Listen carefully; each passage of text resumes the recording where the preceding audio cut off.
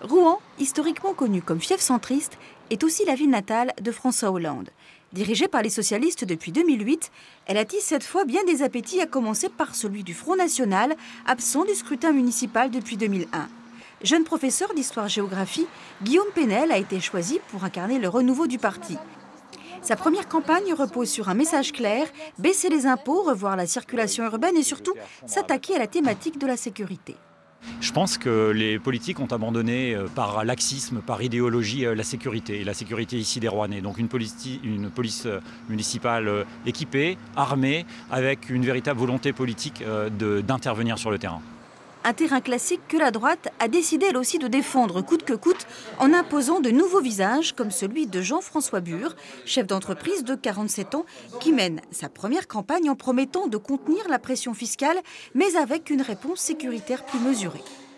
Alors il est hors de question pour nous d'armer la police municipale, ça n'a aucune efficacité. Ce qu'on veut simplement, nous, c'est mettre une police municipale sur le terrain, aux heures nécessaires, faire un travail aussi de concert avec la police nationale, ce qui n'est pas fait aujourd'hui, et surtout développer la vidéoprotection.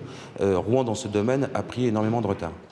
Mais s'il est un sujet qui pourrait rassembler au deuxième tour une droite divisée, c'est bien celui de la circulation. En allant à pied rencontrer ses premiers électeurs, Patrick Chabert, désigné par l'UDI et le MoDem, après l'abandon de Catherine Morin-Desailly, insiste sur une autre régulation du trafic. Cet avocat rouennais de 58 ans espère ainsi combler son déficit de notoriété grâce à des propositions inédites. Je ne comprends toujours pas pourquoi la municipalité actuelle n'a pas réouvert le pont Corneille pour évacuer toutes les voitures qui viennent du nord vers le sud immédiatement. Pourquoi leur faire 1 kilomètre supplémentaire en passant par le pont Boieldieu? C'est incompréhensible. Donc d'ici la réouverture du pont Mathilde, que j'espère la plus rapide possible, il faudra réouvrir le pont Corneille. Mais pour le maire socialiste sortant, la solution est ailleurs. Yvon Robert, le père du métro à Rouen, tient à aller lui-même l'expliquer à ses administrés et dans des réunions de quartier.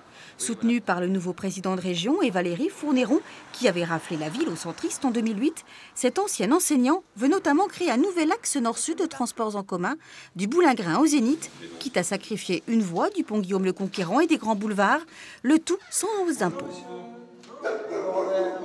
On a constaté avec l'accident du pont Mathilde que les seuls transports en commun qui soient performants, ce sont les transports en commun qui sont sur des voies réservées, sur des sites propres, comme l'on dit dans le langage de la technique.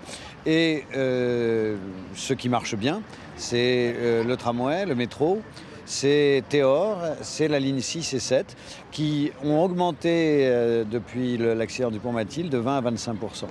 Séduits par ce discours, les Verts restent pourtant méfiants. Maltraités par Valérie Fournéron, ses anciens partenaires historiques tiennent cette fois à marquer leur territoire et grâce à leur liste autonome, espèrent imposer une ville avec toujours moins de voitures.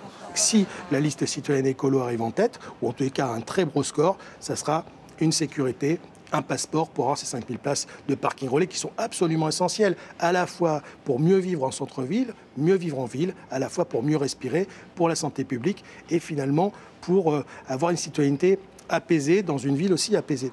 Mais les électeurs de gauche auront décidément l'embarras du choix. 3 autres listes seront également présentes. Celle du Front de gauche, menée par Raphaël Granger, celle du NPA par Clément Lefebvre et enfin celle de Lutte ouvrière, représentée par Frédéric Potguzzer.